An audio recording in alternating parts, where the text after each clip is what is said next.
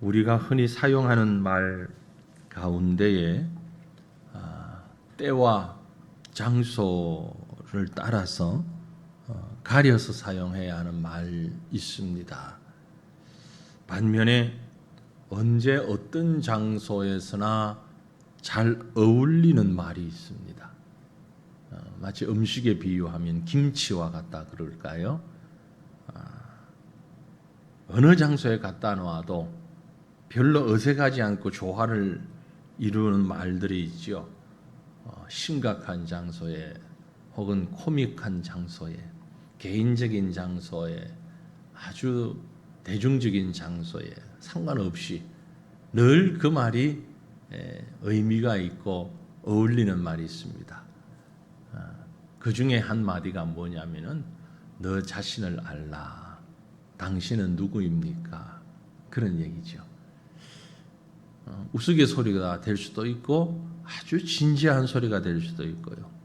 가벼운 농담이 될 수도 있고 아주 야단치는 엄중한 소리가 될 수도 있지요. 당신 누굽니까? 너 누구냐? 너 자신을 알아라. 그런 말이죠. 왜 그런가 하니까 그 이유는 이 말은 아주 단순하면서도 매우 많은 의미를 내포하고 있기 때문이 아닌가 하는 생각을 합니다. 인간의 역사 가운데 동양, 서양, 동서고금을 막론하고 얼마나 많은 철학자들이 또 문학가들이 정치인들이 종교인들이 이 질문을 던졌고 이 질문에 대한 답을 나름대로 이야기하고 찾으려고 애를 썼습니다. 하지만 이 땅의 어떤 사람도 이 간단한 질문, 당신 누굽니까? 너 자신을 알아라. 이 질문에 정확한 해답을 내어놓지 못했습니다. 하지만 너무나 간단하고 또 중요한 이 어려운 질문에 대해서 하나님의 말씀인 성경은 매우 선명하게 아주 확실하게 답을 해주고 있습니다. 바로 오늘 우리가 읽었던 말씀 가운데 19절 말씀, 본문 19절을 보시면은요. 그러므로 이제부터 너희는 외인도 아니요 나그네도 아니요 오직 성도들과 동일한 시민이요 하나님의 권속이라. 그렇게 말씀하고 있습니다. 우리 같이 한번 읽어볼까요? 그러므로 이제부터 너희는 외인도 아니요 나그네도 아니요 오직 성도들과 동일한 시민이요 하나님의 권속이라. 아멘. 아멘이지요? 너 자신을 알아라. 당신이 누구냐? 아주 정확하게 얘기하고 있잖아요. 외인 아니고 나그네도 아니고 하나님의 시민이요 하나님의 권속이다. 하나님의 권속이다. 다시 말해서 나는 누구인가? 라는 질문에 대해서 나는 하나님 가족이다. 하나님 가족의 일원이다. 간단하게 말씀하고 있습니다. 더 이상 외인도 아니요 외인, foreigner, 외국인이 아니다. 낯선 사람도 아니다. strangers, 낯선 사람도 아니다. 그저 우리는 예수를 믿는 하나님의 집의 한 가족이다. household, 한 가족이다. 여러분, 손님 혹은 외국인이라는 신분과 가족이라는 신분은요, 상당한 차이점이 있습니다. 상당한 차이가 있죠. 지금 가까운 나라 일본에서 올림픽이 열리고 있습니다. 1년이나 연기되어 가지고 열리는 올림픽인데요. 이번 올림픽에 아주 특이한 선수가 한 명이 있습니다. 아직까지 그 게임이 진행이 되지 않았기 때문에 나오지 않았는데 마지막 날, 아마 올림픽의 마지막 날 이 경기가 열립니다. 마라톤 있는데요. 한국 대표 선수, 마라톤 대표 선수가 몇 명 있습니다. 6, 7명 정도 나간 걸로 알고 있는데 그 중에 대한민국 대표 선수로 이 사람이 있습니다. 여러분 사진을 한번 보시면은요. 곧 이 사람이 아마 다음 주일 정도가 마지막 날인가요? 마라톤 시합에서 한국 대표로 태극기를 가슴에 달고 뛸 겁니다. 어떻습니까? 보시면 한국 사람 같아 보입니까? 아닌 것처럼 보입니까? 누가 봐도 평범한 우리 한국 사람 같아 보이지 않는다 그러는데 분명한 한국 사람이고 한국 대표로 대한민국 대표로 태극기 달고 나가서 뛸 사람입니다. 이름은 오주환이라는 사람입니다. 보시는 것처럼 이 사람의 태생은 한국인이 아니었습니다. 케냐 출신입니다. 케냐, 아프리카의 케냐라는 나라에서 투르카나라는 작은 마을, 시골의 마을에서 태어났고요. 본명은 윌슨 로야나의 에르페라는 사람인데 1988년생이라 그래요. 그런데 마라톤을 위해서 아프리카에서 케냐에서 한국으로 귀화했습니다. 귀화해서 지난 2018년 9월에 한국으로 완전 귀화해서 한국 국적을 취득을 하고 그의 귀화를 도운 분이 백석대학 교수였는데 돌아가셨다 그래요. 최근에.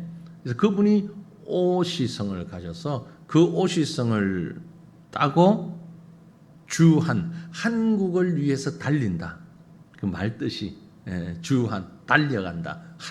한국을 위해서 달리는 사람이다. 그래서 오주한이라는 이름을 가졌고요. 지난 2019년 10월 경주 국제 마라톤 대회에서 2시간 8분 48초를 기록을 했답니다. 그래서 이 국제 경기에서 2시간 11분 30초 이내에 들어오게 되면 올림픽 출전 자격이 주어진다 그래요.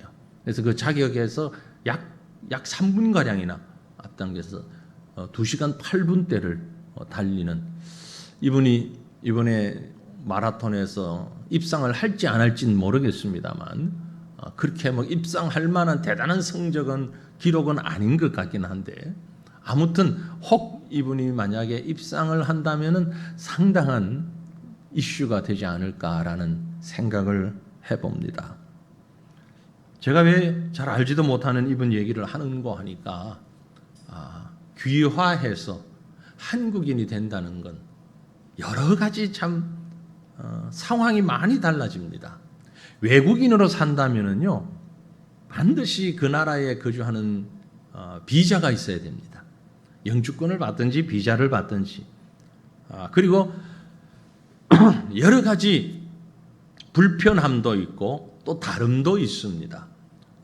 보니까 한국인인데 외국 국적을 가지고 있는 사람들 요즘 같은 아주 우리 많이 사용하는 어디에 들어갈 때마다 이 QR 코드 찍잖아요. 식당 같은 데 들어갈 때 QR 코드가 발급이 안 돼요. 그래서 번호를 적거나 이래야 되고 지난주부터 우리 교회는 이제 안심콜을 합니다. QR 코드도 연세 드신 분들이 QR 코드를 찍는 게 힘들어서 이제 전화번호 하나 들어오실 때 전화 거셨죠? 080 전화만 걸면 바로 걸고 끊으면 됩니다. 그러면 이 사람이 여기에 들어왔다라는 게 이제 확인이 되기 때문에 우리 교회도 바꾸었습니다. 이제 QR 코드 찍지 않아도 되는. 아무튼 외국인은 이런 여러 가지 불편함이 있습니다. 손님이기 때문에 그렇습니다. 하지만 주인은 다르죠. 우리 가운데 한국인 가운데 한국에 살면서 비자 걱정하면서 사는 사람은 없습니다. 외국인은 직장이 있어야 하고 워크퍼밋을 받아야 하고 그래야 비자를 받지만 한국인은 그런 아무 필요가 없습니다. 주인이기 때문에 그렇습니다. 주인은 집안에 있는 물건이 다 자기 것입니다. 그리고 집안에서 되어지는 모든 생활이 자기 중심의 생활을 살 수 있습니다. 바로 저와 여러분은 하나님 나라의 주인이다. 가족이다. 하나님의 권속이다. 그렇게 성경이 말씀하고 있는 것입니다. 왜 우리가 하나님의 권속이 되었는가? 좀 전에 보았던 19절 말씀을 시작하는 제일 첫 마디 서두가 뭐라고 시작을 합니까? 그러므로라는 말로 시작을 하죠. 그러므로. 도대체 그러므로라는 얘기는 그럼 무슨 얘기를 가지고 그러므로라고 말하고 있는 거 하니까 바로 앞에 2장 12절 13절 말씀을 지목하고 있습니다. 그때에 너희는 그리스도 밖에 있었고 이스라엘 나라 밖의 사람이라 약속의 언약들에 대하여는 외인이요 세상에서는 소망이 없고 하나님도 없는 자이더니 이제는 전에 멀리 있던 너희가 그리스도 예수 안에서 그리스도의 피로 가까워졌느니라 그 말씀하고 있습니다. 우리가 어떻게 하나님의 권속에 하나님의 가족이 되었느냐? 예전에는 그리스도 밖에 있었는데 예전에는 그리스도와 상관없는 하나님 나라와 상관없는 사람이었는데 그래서 하나님의 언약이나 약속과도 아무 관계가 없었고 외국인처럼 이상한 사람으로 세상에서는 소망도 없고 하나님도 없는 사람이었지만 하지만 이제는 우리가 그리스도 예수 안에서 예수의 피로 하나님의 가족이 되었다. 그렇게 말씀하고 있는 것입니다. 그러면서 오늘 본문에 보면 바울은 하나님의 가족, 하나님의 권속으로서의 우리를 하나의 빌딩과 같은 존재로 비유하여서 설명하고 있습니다. 신학자들은 이것을 교회라고 해석을 합니다. 다시 말해서 권속이다라는 말 자체가 개인적인 의미가 아니고 그것은 하나의 공동체, 즉 교회, 사람들과의 관계성을 전제한 말이다라는 얘기입니다. 물론 여기서 이 말하는 교회는 누차 말씀드립니다만 건물이 아니라 성도들의 모임, 영적 공동체를 이르는 말입니다. 단지 우리에게 이해를 돕기 위해서 빌딩의 비유를 하고 있을 뿐이죠. 그렇다면 이제 하나님의 권속이라는 이름의 빌딩, 이 건물을 상상하면서 좀 더 구체적으로 하나님의 권속, 어떤 자인가? 나는 어떤 자인가? 우리 자신을 한번 알아가는 오늘 이 아침이 되기를 간절히 바랍니다. 몇 가지 이렇게 구분을 해서 설명드리면 이해가 쉬울 것 같습니다. 먼저는요, 기초입니다. 빌딩을 위해서는 기초가 필요하잖아요.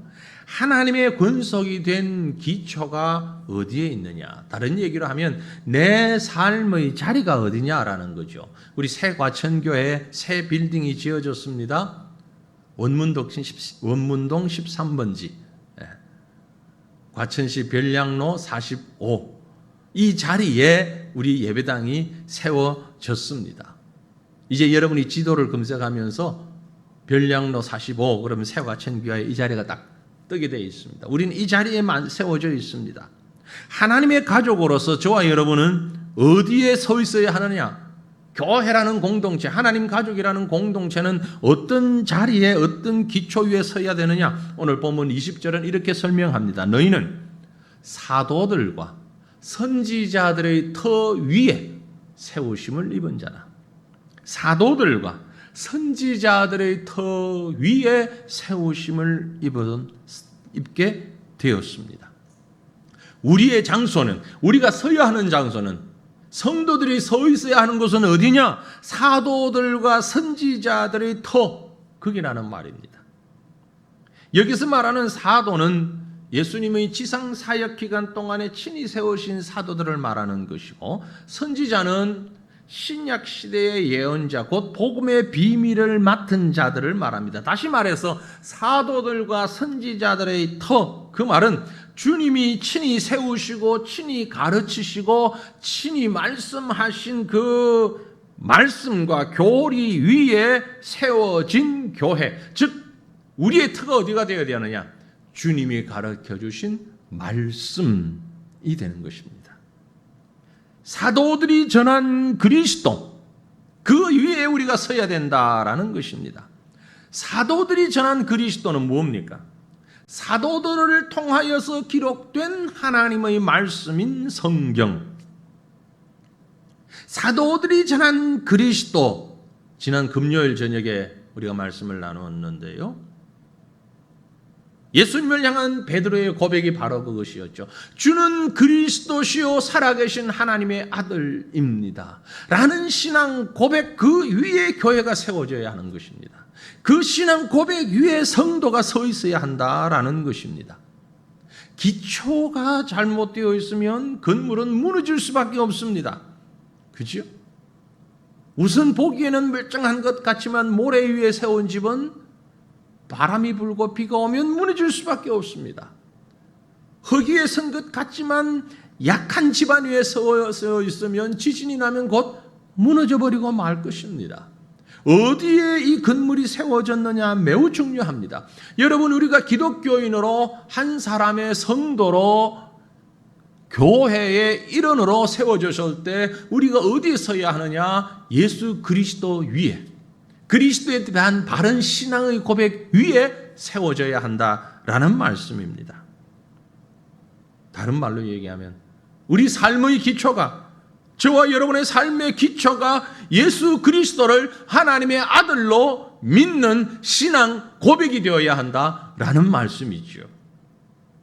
이 기초가 없는 상태에서 성도가 되고 직분자가 되고 전도자가 되고 사역을 하고 활동을 하고 헌신을 하고 봉사를 하게 되면 반드시 부작용이 생겨나는 거죠. 망하는 겁니다. 그럴듯하게 아파트를 높게 세웠으나 기초가 제대로 되어 있지 못하면 기울어지는 거죠. 금이 가는 거예요. 대형 사고가 일어나는 겁니다. 내 자신을 알라. 당신이 누구입니까? 바로 이 말은 내가 지금 어디에 서 있어야 하는가 다시 그것을 생각하라는 말씀이에요. 정말 내가 있어야 할 자리에 있는가? 정말 나는 그리스도를 나의 주로 고백하며 살고 있는가? 나는 그분의 종으로서 그분을 나의 왕으로 나의 주인으로 모시며 살고 있는가? 성경 책 속에 기록된 하나님이 아니라 지금도 살아계시며 나의 모든 삶을 주관하고 인도하고 계시는 살아계신 하나님의 아들로서의 그리스도를 믿는 그 믿음 위에서 집사가 되어 있는가? 권사가 되어 있는가? 사람들의 인기 위에서 직분자가 되어 있는가? 내 욕심 위에서 내가 헌신하고 있는 건 아닌가? 외형만 봐서는 모릅니다. 자기 자신이 알겠죠. 스스로가 알겠죠. 사랑하는 성도들이요, 쉽게 보이지 않는 기초 부분을 다시 한번 점검해 볼 수 있기를 바랍니다. 그리고 단단한 복음의 기초 위에서 하나님의 권속, 하나님의 가족의 자리에 서 있는 우리 모두가 되시기를 주님 이름으로 축원합니다. 두 번째 생각하고 싶은 것은요, 방법입니다. 자, 기초가 말씀 위에 세워졌다면, 그러면 하나님의 권속이 된 방법은 무언가? 다시 말하면 내 삶의 방법이 어떻게 살아야 하는가라는 거죠. 나는 어떻게 살아야 되는가? 하나님의 가족이 됐으면, 그럼 하나님의 가족으로서 우리는 어떻게 살아야 합니까? 좀 전에 보았던 20절과 21절 말씀을 이어서 본문 말씀을 한번 봅니다. 너희는 사도들과 선지자들의 터 위에 세우심을 입은 자라. 그리고 그 다음에 말씀합니다. 그리스도 예수께서 친히 모퉁이 돌이 되셨느니라. 그의 안에서 건물마다 서로 연결하여 주 안에서 성전이 되어 가고. 하나님의 권속이 됨에 있어서 본문에서 아주 중요한 두 가지 사항을 말씀하고 있습니다. 이 두 가지를 꼭 잊지 마셔야 됩니다. 첫 번째가 뭔가 하니까 그리스도가 모퉁이 돌이 되셔야 합니다. 하나님의 백성으로, 하나님의 성도로, 한 가족으로 살아가는 우리 삶의 방법에 있어서 가장 중요한 첫 번째는 그리스도가 모퉁이 돌이 되어야 한다라는 것입니다. 코너스톤이 되어야 됩니다. 모퉁이 돌이라고 하는 것은 뭐냐? 오늘 이 성경이 기록될 당시 에베소 교회는 유대인과 이방인들이 함께 섞여서 살고 있었습니다. 그렇기 때문에 이 말씀이 더 실감이 났을 겁니다. 아마 대부분의 초대교회들이 비슷한 문제들을 안고 있었는데요. 유대인과 이방인의 문제입니다. 예외가 아니었습니다. 함께 있으면서도 늘 융화되지 못하고 뭔가 어색하고 서로 해결되지 못하는 고질적인 그런 이질감, 이런 것들이 있었죠. 그러나 건물마다 모퉁이 돌이 있어서 두 벽면이 맞으면서 서로 만나는 지점에서 힘을 받고 축이 되어서 이 돌로 인하여서 그 건물 전체가 무너지지 않고 바르게 서 있을 수 있다는 것을 말씀하고 있습니다. 동일한 문제가 오늘 우리 교회, 한국 교회 안에도 있지요. 특별히 한국 교회 안에는 한국 사회가 다 그랬습니다만 지역 감정으로 불려지는 망국적인 감정들, 이유가 어쨌든지 그러한 마음으로, 그런 생각으로, 그런 인연어를 따져가면서 무언가를 해 나간다면 그건 망하는 집안입니다. 망하는 집안입니다. 대한민국이 어떤 나라입니까? 사색 당파의 최고 권위자들을 조상으로 모신 후손들이 바로 우리입니다. 기본적으로 인간들은, 사람들은 당짓기를 좋아하는데 그 중에서도 당연 챔피언감이 한국 민족, 둘째 가라면 서러워할 만큼 끼리끼리 잘 놀고 있는 민족이, 솔직하게 우리 고백하십시다, 우리입니다. 어느 지역 출신이냐 끼리끼리 모이고, 어느 학교 출신이냐 끼리끼리 모이고, 이런저런 핑계대면서 파당을 만들고, 이 문제는 올림픽 금메달감 전혀 밀리지 않는, 누구도 범접하지 못할 당연한 최고의 실력을 가진 민족이 우리 조상 때부터 타고난 혈통입니다. 저를 포함한 우리 모두가. 제가 왜 이렇게 강조하느냐면은 필요 이상으로 경계해야 한다는 말씀이에요. 대충 있으면 안 하면 되지가 아니고 필요 이상으로 적극적으로 그렇게 하지 않도록 경계하고 노력하지 않으면 나도 모르는 사이에 모퉁이돌을 잃어버리기 때문에 그렇습니다. 그래서 우리의 모퉁이돌은 예수 그리스도가 되어야 되는 거죠. 다른 게 우리의 공통점이 되어서는 안 됩니다. 갑장이라고, 같은 학교 동문이라고, 아니요, 그거 따지지 마십시다. 우리의 모퉁이돌은 예수 그리스도가 되어야 됩니다. 해바라기처럼 주바라기가 되어서 우리의 신분이, 우리의 출신이, 우리의 전공이, 우리의 장점이 무엇이든지 간에 예수 중심으로 모여져야 되는 거예요. 새과천교회가 부흥하고 한국 교회가 부흥하고 바로 서기 위해서는 다른 것도 없어요. 예수 그리스도 중심이 되면 되는 겁니다. 그리스도 중심이 아닌 다른 무엇이 중심이 되면 그 교회는 망할 수밖에 없는 거예요. 여러분 심각하게 받아들이셔야 됩니다. 빌립보서에 보면 이 부분을 좀 더 강조해서 이렇게 표현했습니다. 빌립보 2장 5절로 8절 말씀을 우리 같이 한번 읽어보십시다. 너희 안에 이 마음을 품으라. 곧 그리스도 예수의 마음이니 그는 근본 하나님의 본체시나 하나님과 동등됨을 취할 것으로 여기지 아니하시고 오히려 자기를 비워 종의 형체를 가지사 사람들과 같이 되셨고 사람의 모양으로 나타나사 자기를 낮추시고 죽기까지 복종하셨으니 곧 십자가에 죽으심이라. 아멘. 이게 바로 우리의 모습이 되어야 된다라는 거죠. 우리가 본받아야 할 모습이라는 거죠. 이게 바로 그리스도가 모퉁이돌이 되어 있는 온전한 건물의 모습이라는 말씀입니다. 너희 안에 이 마음을 품으라. 그리스도 예수의 마음이에요. 그리스도 예수의 마음을 품고 예수가 우리 건물의 모퉁이돌이 되었을 때에 예수처럼 사는 겁니다. 예수처럼 산다는 게 어떻게 사는 것이냐? 하나님의 본체를 포기하고 하나님과 동등될 것을 포기하시고 자기를 비워서 종의 형체로 낮아지셔서 하나님이 사람이 되셨어요. 죽기까지 하셨어요. 자신을 아는 사람은 내 삶의 기초가 그리스도를 나의 주님으로 살아계신 하나님의 아들로 고백할 뿐만이 아니라 그리스도를 바라보며 그리스도처럼 살아가는 사람이 되는 것입니다.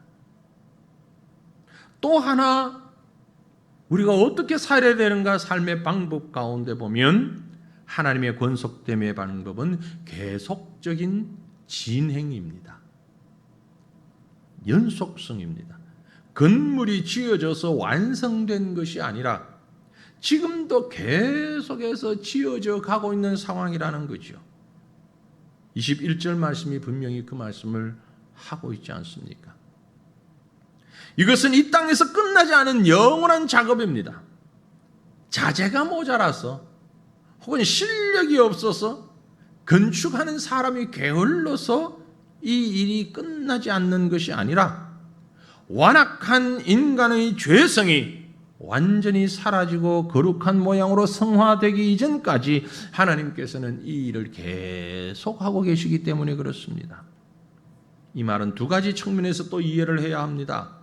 다시 말씀드려서 나 스스로를 바라볼 때에 우리는 언제나 완성되지 않은 상태로 있다는 사실을 인정하십시오. 나는 완벽하다? 전혀 그렇지 않습니다. 다 되었다, 이만하면 된다, 교만하지 마셔요. 나는 완성되지 않았습니다. 또 다른 측면에서 다른 사람을 바라볼 때도 마찬가지입니다. 그들의 연약함과 부족함을 이해해 주시고 용서하시고 용납하고 수용하고 덮어주면서 살아가야 하는 것입니다. 어떻게 그럴 수 있냐고 다른 사람에게 대해서 너무 그렇게 빡세게 굴지 마세요. 자기 자신에 대해서는 그렇게 아주 온순하고 이해심이 넓으면서 다른 사람에 대해서는 철저하게, 오죽했으면 내로남불이라는 말이 정상적인 단어가 되었을까요?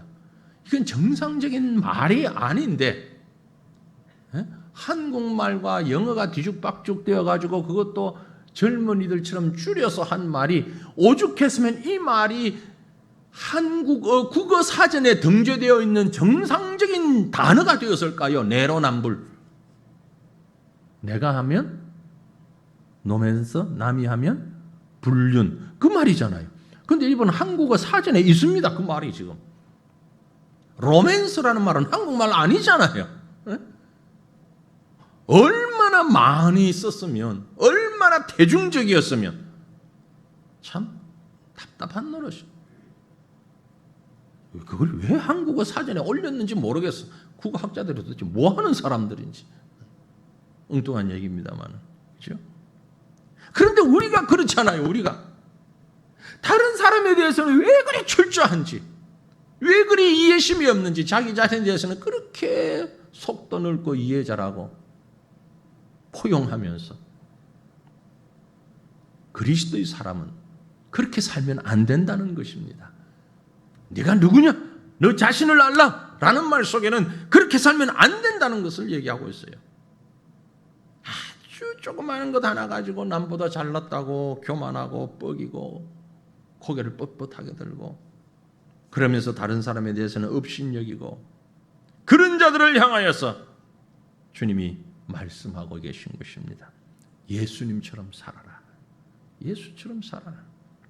그러므로 사랑하는 하나님의 권속된 성도들이여, 아직 우리의 모습이 온전한 믿음의 사람으로 완성되지 않았음을 인식하면서 오직 그리스도 중심으로 자신을 살피며 다른 사람을 인정하는 온유함으로 하나님의 몸된 교회를 이루어가는 저와 여러분이 되시기를 간절히 바랍니다. 자, 다시 돌아갑니다. 내가 누구인가? 마지막 세 번째는요, 이유입니다. 이유. 하나님의 권속이 된 이유입니다. 다른 말로 내가 왜 사는가? 내 삶의 이유지요. 하나님의 가족 된 최종 목적이라고 그럴까요? 왜 우리가 하나님의 가족이 되었습니까? 왜 우리가 하나님의 가족으로 살아갑니까? 본문 22절은 이렇게 말씀합니다. 너희도 성령 안에서 하나님이 거하실 처소가 되기 위하여 그리스도 예수 안에서 함께 지어져 가느니라. 이유가 뭡니까?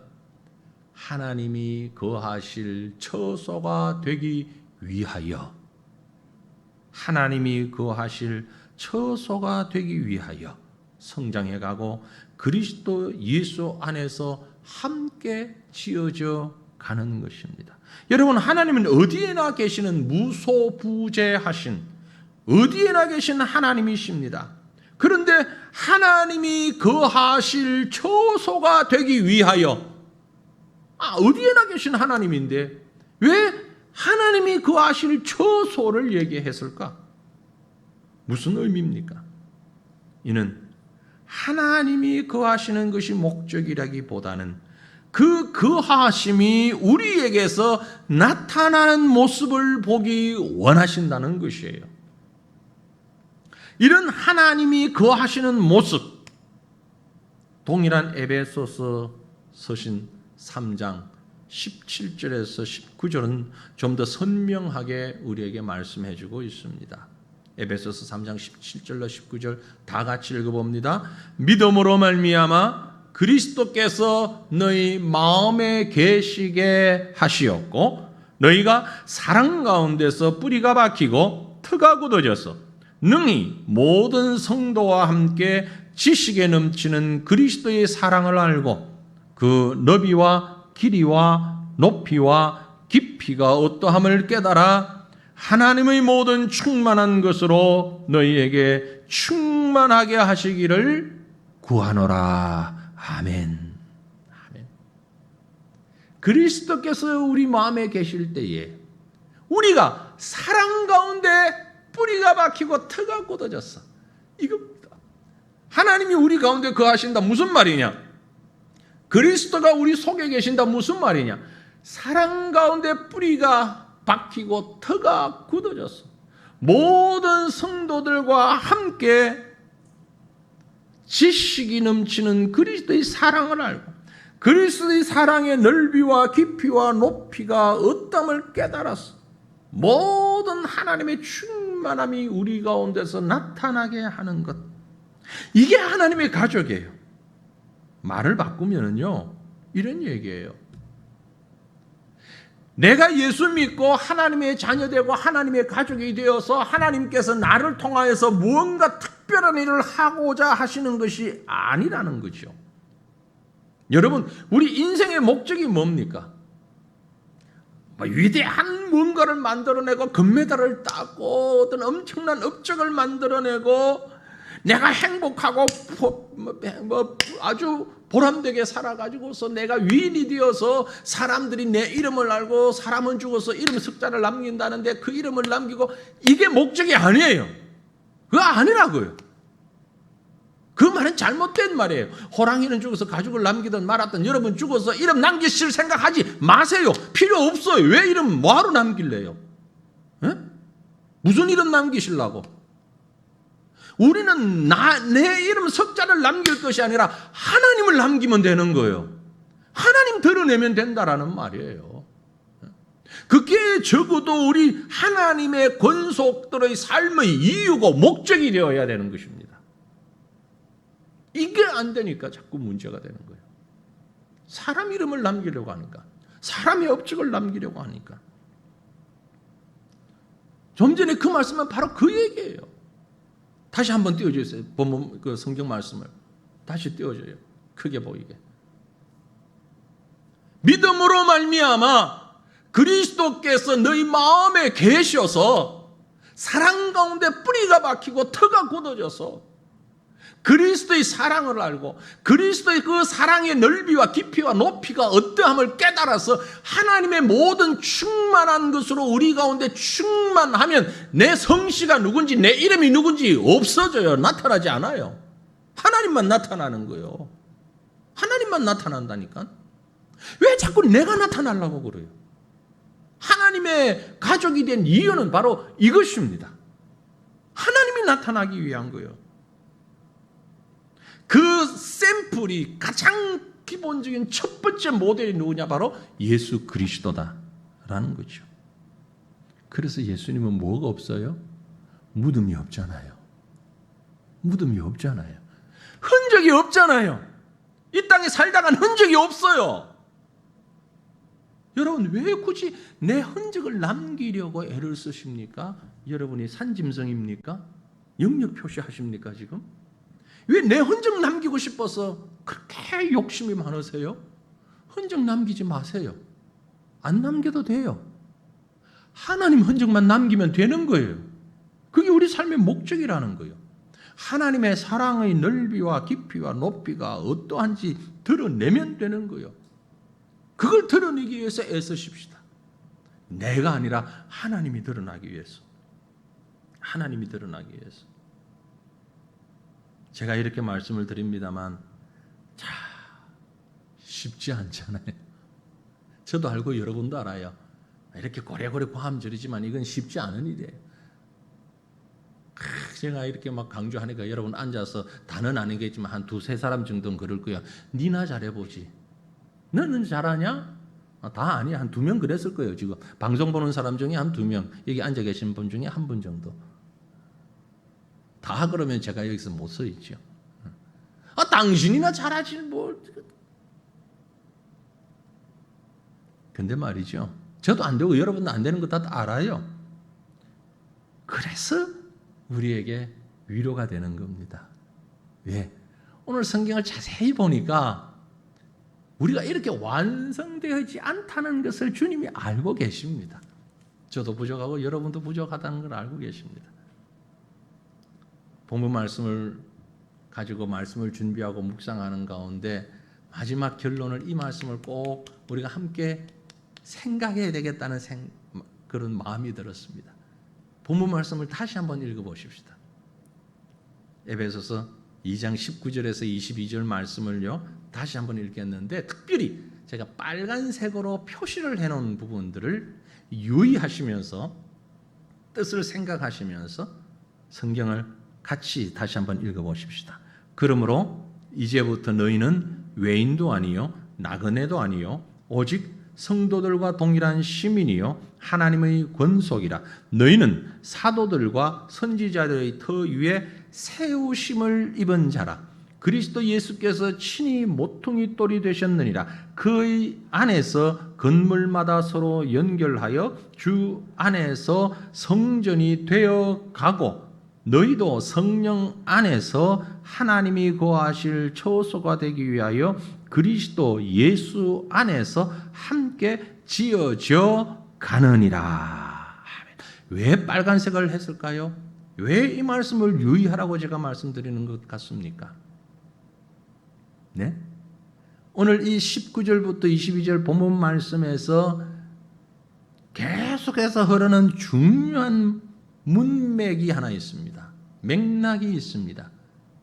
뭡니까? 능동이 아니고 수동이라는 거죠. 내가 하는 게 아니라는 겁니다. 내가 할 수 있는 부분이 아니라는 거예요. 아멘이지요. 아멘 아닙니까? 저는 천만다행인데 내가 할 수 있는 게 아니라는 겁니다. 아멘이에요. 왜 아멘입니까? 내가 할 수 있는 거라면 나는 평생 못할 것 같아서 그래요. 그런데 내가 하는 것이 아니라 나는 능동이 아니라 수동입니다. 세우심을 입은 자요. 성전이 되어 가고 지어져 가고 있습니다. 수동태예요. 내가 아니고 누군가에 의해서, 그 누군가가 누굽니까? 하나님에 의해서, 하나님의 성령에 의해서 하나님이 터도 준비하셨고 재료도 준비하셨고 우리 보고 너희가 지어라가 아니고 하나님이 지어주신단 말이에요. 얼마나 감사한 일입니까? 하나님의 권속이 되었으니 만들어 가라, 만들어 가기 위해서 노력하라, 이런 명령이 아니라 우리는 이미 하나님의 권속입니다. 그런데 하나님이 우리를 그 권속으로 계속 만들어 가신다는 얘기예요. 할렐루야예요. 할렐루야. 여러분, 아까 제가 서두에 케냐 출신으로 한국인으로 귀화한 사람 소개를 드렸는데, 보편적으로 외국인이 한국으로 귀화하기 위해서는 반드시 지나야 하는 과정이 있습니다. 그 중에 하나가 한국어 능력 시험이에요. 시험 통과해야 합니다. 그런데 여러분 그거 아세요? 우리 가운데 이 한국어 능력 시험을 그 사람들보다 훨씬 못하는 사람이 많다는 거, 성적이. 시험 한번 쳐보면 지금 저도 그렇고 여러분도 그렇고 아마 맞춤법에서부터 시작해서 문법 엄청 틀려요. 우리 많이 틀립니다. 외국인보다 더 많이 틀려요. 한국말에 대해서. 백화점 가면은 종업원들이 뭐라 합니까? 계산 도와드릴게요. 틀린 말이에요, 그거. 도와줘. 그럼 도와줘. 네가 계산해줘. 도와준다면서. 계산은 도와주는 게 아니잖아요. 계산 얼마 나왔습니다. 하고 그 돈을 받아야 되는데 계산을 도와준대요. 이런 것부터 지금 말이 틀린 말들이 너무너무 많은데 우린 모르고 알고도 그대로 지나거든요. 왜 이 말씀을 드리는 거 하니까 우리가 하나님의 권속으로 시험을 친다 그러면 다 떨어져요. 예? 하나님의 가족으로 자격증을 받으려고 시험을 치려고 그러면 전부 다 불합격이에요. 그런데 하나님이 이미 우리를 먼저 합격부터 시켜 놓으셨어요. 그리고 만들어 가시는 거예요. 태어나 보니까 한국 사람이에요. 한국말 몰라요. 그런데 한국 사람이에요. 살면서 한국말 배워가요. 5년을 살아도 한글 글자도 몰라요. 6년을 살아도 몰라요. 겨우 초등학교 들어가면서 글자 배워요. 그러나 태어나면서부터 한국인이에요. 말 몰라도 괜찮아요. 글자 몰라도 괜찮아요. 역사 몰라도 괜찮아요. 한국인은 한국이 태어났어요. 저와 여러분은 하나님의 가족으로 태어났어요. 예수도 잘 모르고 십자가도 모르고 구원도 잘 모르고 교리도 모르고 성경도 모르고 모르는 게 너무 많음에도 불구하고 아직도 믿음을 보면은 형편없음에도 불구하고 우리는 하나님의 자녀로 태어났단 말이에요. 할렐루야. 얼마나 감사한 일입니까? 네? 왜 하나님이 그렇게 손해나는 장사를 하셨느냐? 우리를 통해서 하나님의 사랑을 드러내시기 위하여서. 하나님이 우리 가지고 뭐 대단한 일을 하시려고 우리를 그렇게 선택하신 거 아니잖아요. 태어나 보니까 한국인이고 태어나 보니까 하나님의 자녀인 거예요. 하나님의 가족인 거예요. 단지 감사하며 그렇게 살아가면 되는 겁니다. 배우며 살면서 배워나가면 되는 것입니다. 사랑하는 성도들이 말씀을 맺겠습니다. 나는 누구입니까? 우린 누굽니까? 자격이 돼서가 아닙니다. 우리는 하나님의 가족입니다. 하나님의 권속입니다. 지금도 하나님의 온전한 가족이 되어가며 살아가고 있습니다.